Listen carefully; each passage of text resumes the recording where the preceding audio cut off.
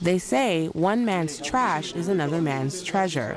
And for David and Susan Ruskin, treasure comes on wheels.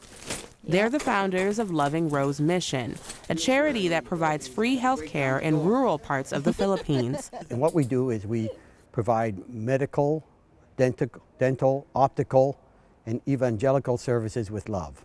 No cost.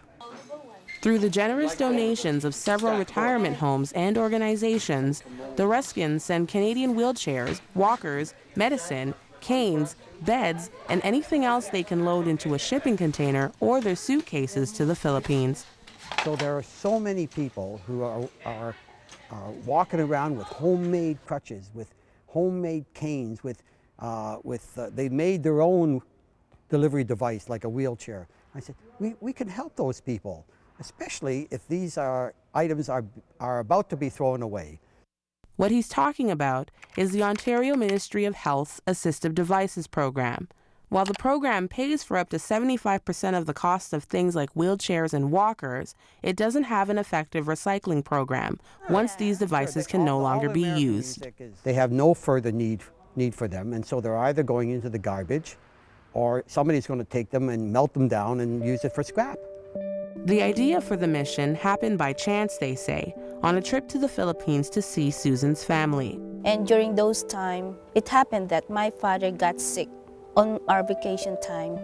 And we took my father to the hospital, and my father stayed there in the hospital for 10 days.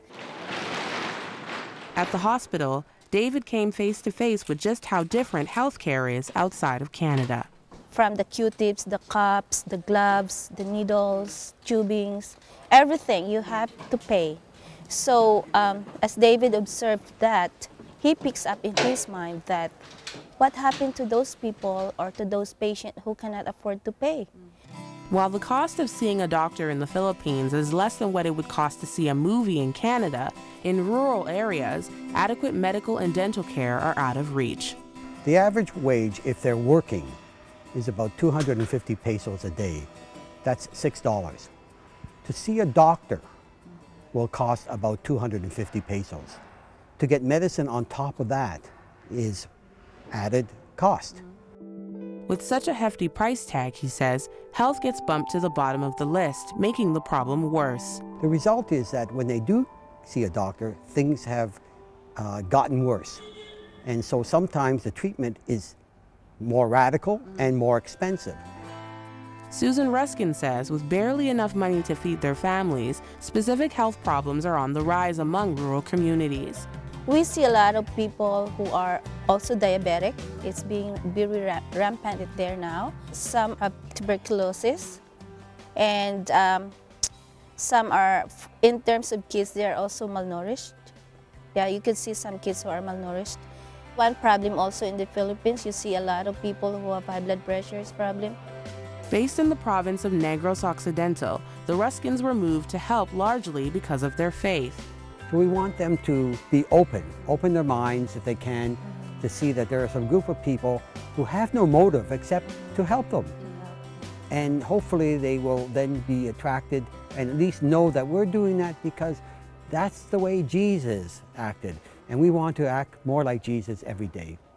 While the couple openly shares their faith as part of the mission, they say the physical needs of the people they serve come first. We don't want to say to people that you will get medical treatment if you will accept Christ. We don't work that way. We want them to feel welcome. That doesn't mean we're going to avoid the spiritual condition. It will come as a result of helping their medical conditions.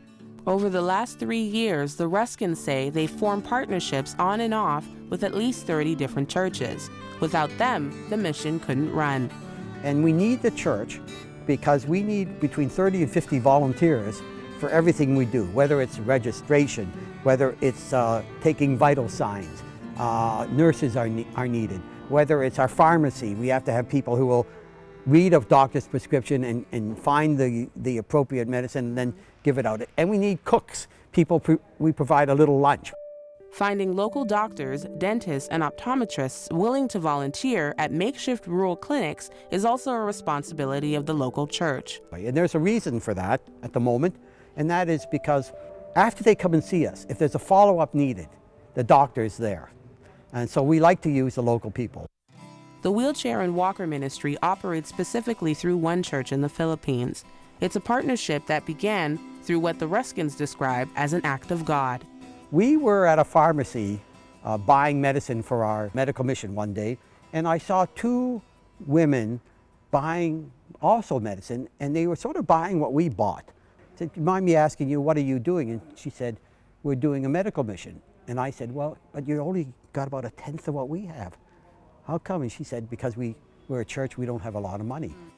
The women were members of the Tanghub Missionary Baptist Church, a medical team made up of Filipino Christian doctors and nurses. And I said, "I'm bringing 18 wheelchairs in. I'd like to see what we can do together." As soon as they came in, they started saying, "We know people in our barangay." Barangay is neighborhood. We know these people, and they really need one. And so they started checking out people, and that's how it's begun. The gift of sight is also a part of their vision for medical missions. We have a little box which we put in some optical places, and we just leave it there. We come every 6 months, every 3 months, and say, "Have you got any glasses for us?" Those glasses are cleaned, labeled, and graded by an optician and his students at a local Ontario college. They're then shipped to the Philippines. That local optometrist will examine the patients with this amazing cradle that they put lenses in, and she'll issue a prescription, and then we'll try to find glasses that closely approximate their problem. It's a give and take situation. It's not perfect, but some are helped enormously. 1, 2, 3. For Susan Ruskin, the daughter of a poor farmer with 8 siblings and no fixed income, the experience of helping poor rural Filipinos brings back memories and a flood of emotions. I feel so blessed that God have used me to help them, because It's okay. sorry, sorry, because I can see myself in them, right? But they're experiencing being raised up in a poor family. And after years of working in the Canadian healthcare industry, she's been able to give back in other ways. Yeah, as an RPN here, I was able to apply my skills in the Philippines. Like, for example, when we were doing this diabetes testing. Despite all they've accomplished in just 3 years, they say the need is enormous. We are based in Bacolod. You can go 50 kilometers, and there's one rural community after another. They often don't have a doctor for 50 kilometers, and the dentists don't have, they have no dentists. Eventually, with the help of the churches in the Philippines and their Canadian church, the couple says they'd like to see their wheelchair ministry become a centralized disability center. They'd also like to offer a variety of dental services for rural Filipinos. All we do right now is our extractions. In fact, our dentists will do 90 in a day. That's one after another. They have no rehabilitative efforts because we don't have the devices for that, and it's expensive. We'd like to work on that. The Ruskins are headed back to the Philippines in May. In the meantime, they continue to dig for treasure among the trash, offering health care to communities who otherwise may never be able to afford it. In Mississauga, Ontario, Bridget, Antwi, 100 Huntley Street.